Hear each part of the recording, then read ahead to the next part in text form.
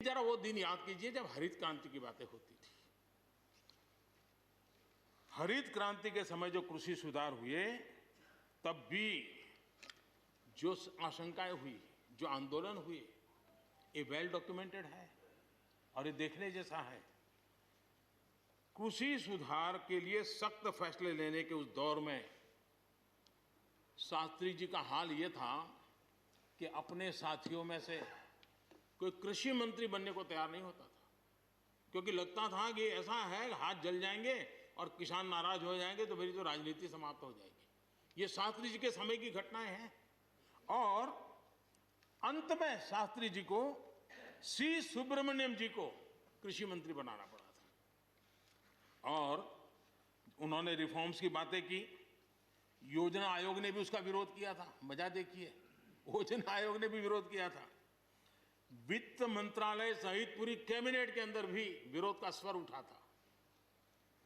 लेकिन देश की भलाई के लिए शास्त्री जी आगे बढ़े और लेफ्ट पार्टी जो आज भाषा बोलते हैं ना, वही उस समय बोलते थे।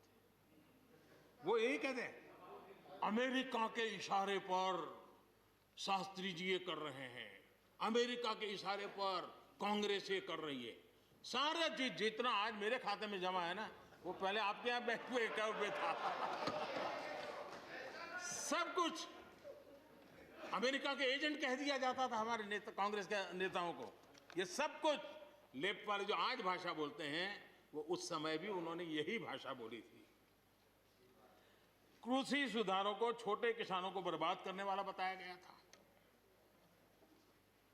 देश भर में हजारों प्रदर्शन आयोजित हुए थे, बड़ा मूवमेंट चला था।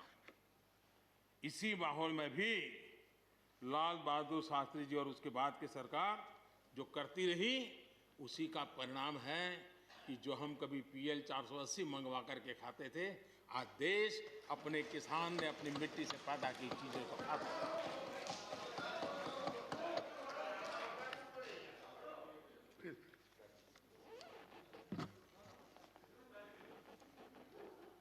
रिकॉर्ड उत्पादन के बावजूद भी हमारे कृषि क्षेत्र में समस्याएं हैं। कोई ये तो मना नहीं कर सकता है समस्याएं नहीं है, लेकिन समस्याओं का समाधान हम सबको मिलकर के करना होगा। और मैं मानता हूं कि अब समय ज्यादा इंतजार नहीं करेगा। हमारे राम गोपाल जी ने बहुत ही अच्छी बात कही कि उन्होंने कहा कि कोरोना लॉकडाउन में भी हमारे किसानों ने रिकॉर्ड उत्पादन किया। सरकार ने भी बीज, खाद, सारी चीजें कोरोना काल में भी पहुंचाने में कोई कमी नहीं होने दी, कोई संकट नहीं आने दिया।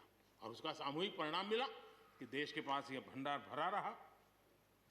उपज की रिकॉर्ड खरीदी भी इस कोरोना काल में ही हुई।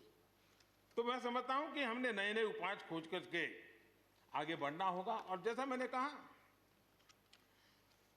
कोई भी हम कई कानून है, हर कानून में 2 साल 5 साल के बाद, कभी 2 महीने 2-3 महीने के बाद सुधार करते ही करते हैं। हम कोई स्टैटिक अवस्था में जीने वाले लोग थोड़े हैं जी। जब अच्छे सुझाव आते हैं तो अच्छे सुधार भी आते हैं। और सरकार भी अच्छे सुझावों को, और सिर्फ हमारी नहीं, हर सरकार ने अच्छे सुझावों को स्वीकार किया। यही तो लोकतंत्र की परंपरा है। और इसलिए अच्छा करने के लिए अच्छे सुझावों के साथ, अच्छे सुधारों की तैयारी के साथ हम सबको आगे बढ़ना चाहिए। मैं आप सबको निमंत्रण देता हूं, आइए हम देश को आगे ले जाने के लिए, कृषि क्षेत्र की समस्याओं का समाधान करने के लिए आंदोलनकारियों को समझाते हुए हमने देश को आगे ले जाना होगा। हो सकता है कि शायद आज नहीं तो कल जो भी यहाँ होगा, किसी न किसी को ये काम करना ही पड़ेगा। आज मैंने किया है, गालियाँ मेरे खाते में जाने दो, लेकिन इस अच्छा करने में आप जुड़ जाओ। बुरा हो मेरे खाते में, अच्छा हो आपके खाते में, आओ मिलकर के चले।